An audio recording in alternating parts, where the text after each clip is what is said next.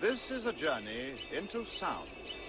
A journey which along the way will bring to you new color, new dimension, new values, and a new experience. Welcome to the Ghee Spot podcast. I'm your guide, Katie Silcox, bringing you your weekly self-love soundbite. Join us for conversations around sex, spirit, and all things self-care. All things self-care. All things self-care.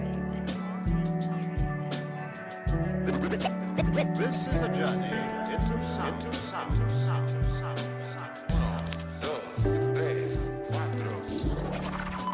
are a Ghee Spot podcast with Katie. Hey everybody, it's Katie here. Welcome back to the Ghee Spot podcast, where we're going to be doing Tantra talks, my favorite talks. You know, I often say that I wrote this book, Healthy, Happy, Sexy, Ayurveda Wisdom for Modern Women. I wrote a book about Ayurveda in case you're new to the podcast and don't know that. And I wrote that book because I wanted to write a user's manual, like basically a primer for women so that they could know how to take care of themselves, so that I could get on to the more important business of talking about Tantra, which is what I really am passionate about and what I really want to talk about. And of course, my love for Ayurveda is real. But if you were to give me the option of only being able to talk about one thing for the rest of my days, it would be this mystical, ecstatic, everyday, feet on the ground enlightenment practice, enheartenment practice, this discovery of who I am and inspiring other people to discover who they are and to activate and to generate and to create and to just be in this place with the body. So I hope you can feel it at home. I'm madly in love with this topic. And today we're going to talk more about Tantra. If you missed the first Tantra talk of what is Tantra, you may want to go back and listen to that one. But by all means, you can hang out in this one and listen to this talk. There's no spoiler alert or anything like that. So diving in, what is Tantra? Tantra, we're going to explore more definitions today. Tantra can be defined as the experience of completely naked and utter devotion to reality as it is unfolding right now in this moment. The good, the bad, the ugly, the fun, the sexy, the not so fun, the not so sexy. Rumi speaks of it as a love that can be carnal or erotic, but always profoundly ecstatic. Rumi says that he has been preparing his heart, and his heart has been warmed, and his mind has been perfumed. One day in your wine shop, I drank a little wine, and I threw off the robe of my body, and drunk on your wine, I see this world is harmony, creation, destruction. I am dancing for them both. This dancing for them both, creation, destruction, and sustainability, are the three quintessential gods of Hinduism, of the Sanatana Dharma. This is also just a mythology, a mythological story, a poetry around physics. Indian mythology is just anthropomorphizing physics. And when we understand physics, we can understand ourselves. And when we understand poetry, we can understand that which can never be spoken of. So today we're going to dive into a little bit more of this mystical essence of Tantra, which is really all about this one word, Spanda.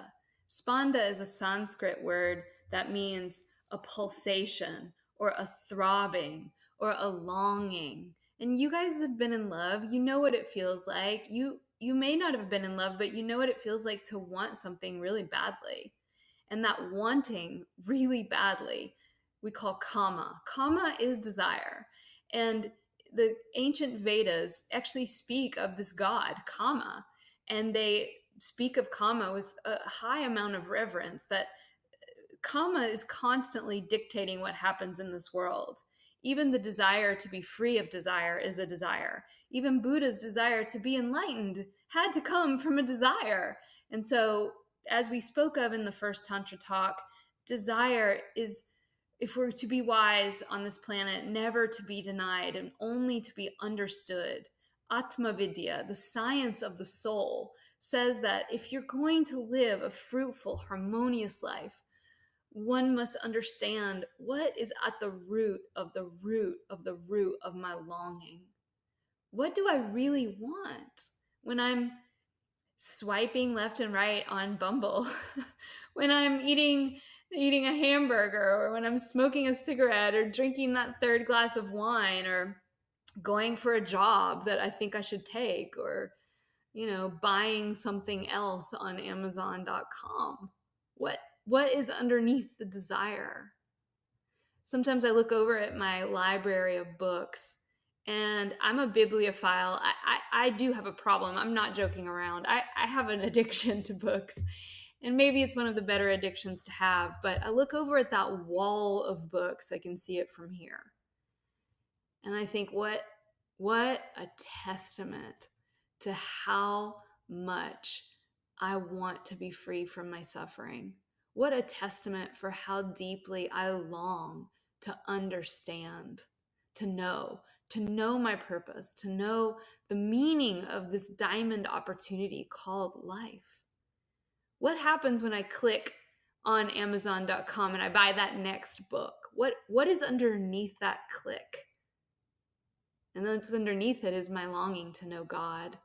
What's underneath me swiping left or right on a dating app? It's my longing to know God. What's underneath smoking a cigarette? My longing to know God. Underneath everything, even the heroin, even the worst addictions, is the longing to experience, if for just one moment, a taste of fulfillment.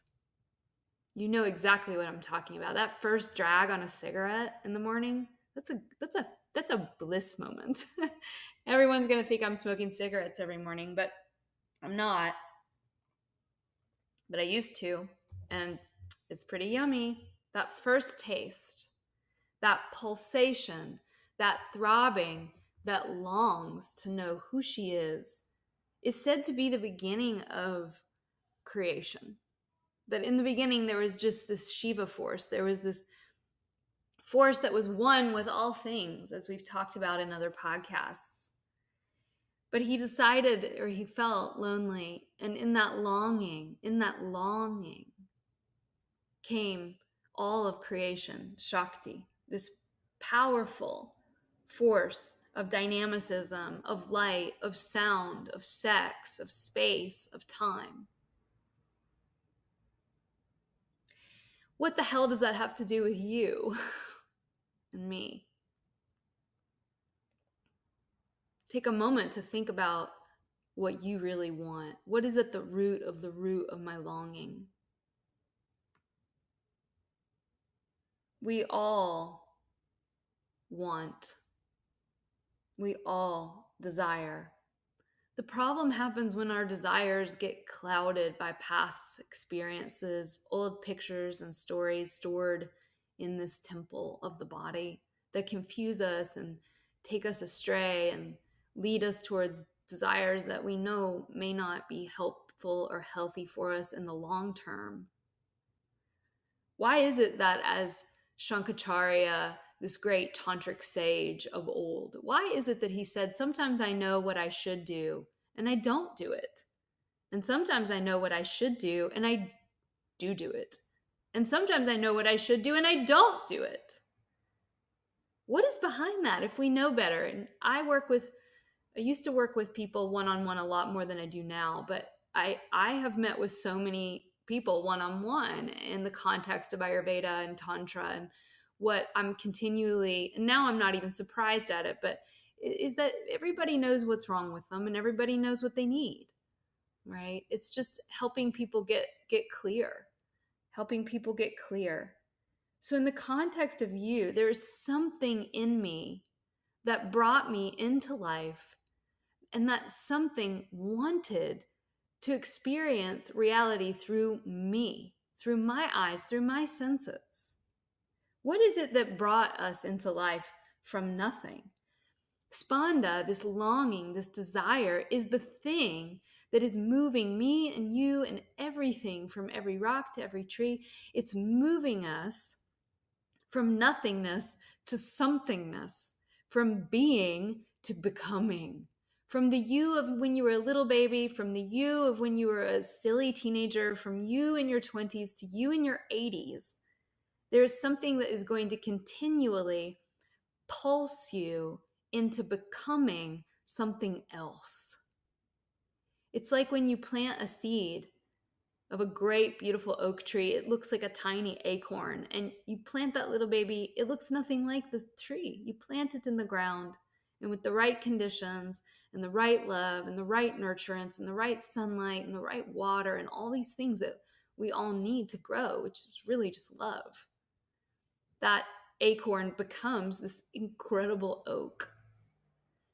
And this is one of the next core ideas of Tantra, is that you are a little seed.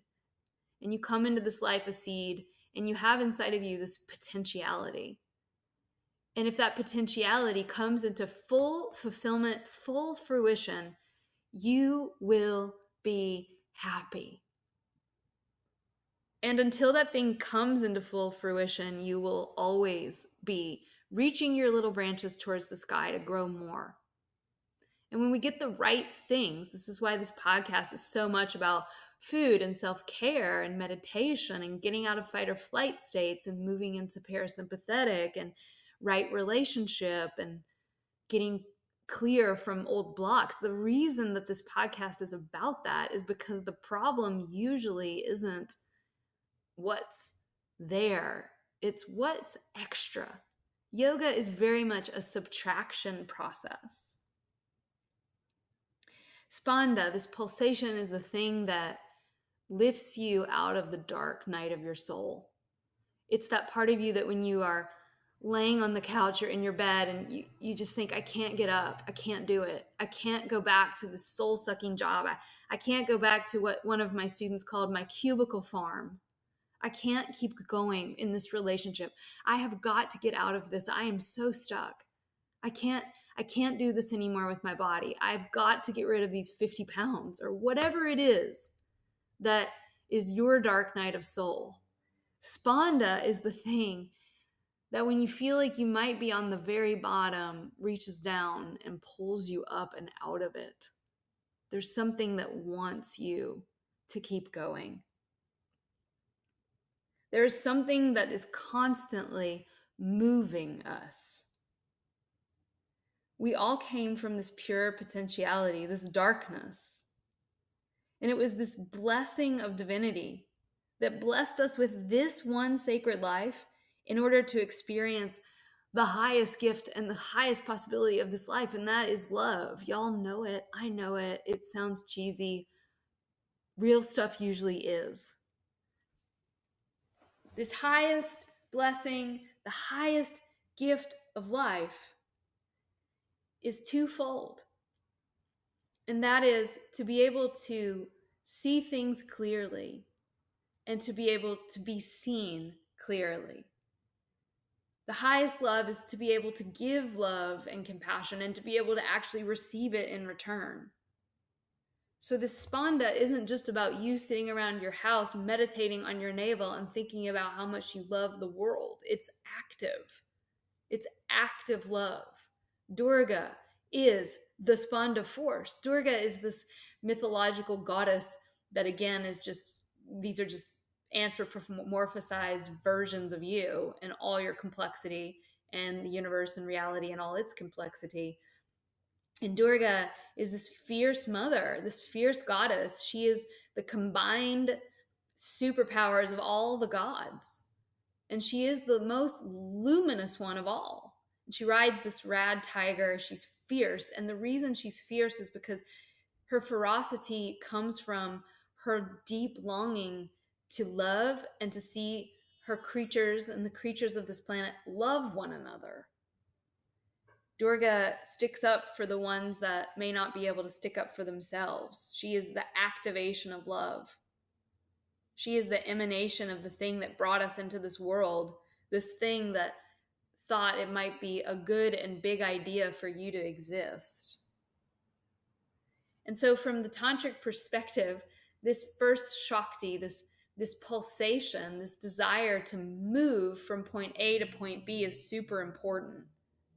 Being moved to give my heart to other people, being moved to give my poetry, my song, my words, my sexuality, my mothering, my fathering, my talents, my desires, to be able to give my body, to be able to give this giving force. Being moved to give from your heart, whether you're a man or a woman, is our nature. It's the first thing. It's the original pulsation of life, that initial Shakti or power that brings us, when we honor it, when we truly honor it, the teachings say it brings us the highest fortune. If you dedicate your life to being quiet enough to hear your heart and to really listen, and then to have the courage to actually obey what it tells you to do, what the teachings say is that you will ultimately have the highest fortune. When you continually deny your heart, don't let it be of a surprise to you that you just don't feel like you've tapped into it yet. This has nothing to do with money. But in my experience, when speaking with women, and I counsel women, and I have an online yoga school, an online Ayurveda school called the Shakti School. In the Shakti School, we do help women make money. And that's one of my heart's desires on this planet, is to help get more money into the hands of women. And what I tell them to do is to first figure out, what is that deepest desire and longing in my heart? What is it that I know I am good at? That other people know that I'm good at? What does my heart long to do? And to follow it. Because of this tantric principle, that when I follow it, it does lead to the highest fortune, whether that be $20,000 or $20 million, it's not the point. It's that it takes my life in new directions that have a glimmering, glistening quality because they're real. I'm living my truth. I'm really doing it. Love and living from this act of love, let me tell you, it is ruthless. The tantric path is not the path for the weak one. It's the path for the wild one, for the warrior one, for the courageous one. Because when you agree to take on this mantle of living with reality as it is, we must ask the question, what is the thing that I would do so that when people look at me, they say, wow, that is a life loving being lived. Now, not every day might look like that, but in the general nadi or flow of life, you are in that flow.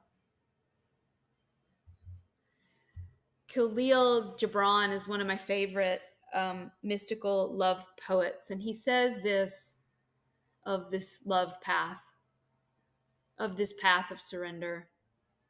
Like sheaves of corn, he gathers you unto himself. He threshes you to make you naked. He sifts you free from your husks. He grinds you to whiteness. He kneads you until you are pliant. And then he assigns you to his sacred fire, that you may become sacred bread for God's sacred feast. All these things shall love do unto you, that you may know the secrets of your heart, and in that knowledge become a fragment of life's own heart.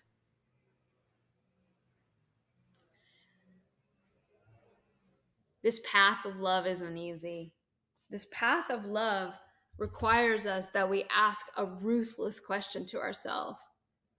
The question that we will be asked if we were to imagine ourselves at the end of life will not be, how much money did you make? Or, how much great tantric sex did you have? Or how many beautiful dresses did you own? Or how many, awards did you win? But what did you do with this one and sacred life? What did you do to make this world a better place while it seems like it's burning to the ground? What did you care enough about to give your life for? How did you live your life in such a way by which your very presence brought more love to someone or something else? How were you an inspiration to yourself and others? How was your presence a light or a beacon under this planet? We are going to continue in this vein with Tantra Talks. I hope this has been fun for you. I believe that we humans on the planet right now are witnessing the most beautiful, wonderful crisis of heart, where everything around you is telling us that we're separate, where everything around you may be attempting to divide us. And we have this capacity and this choice to come back to what's real, come back to this body, to this moment, and to the fact that whether we like it or not, we're gonna have to get along. Thank you guys. Have a beautiful, beautiful day or night wherever this finds you. With all of my heart, signing off.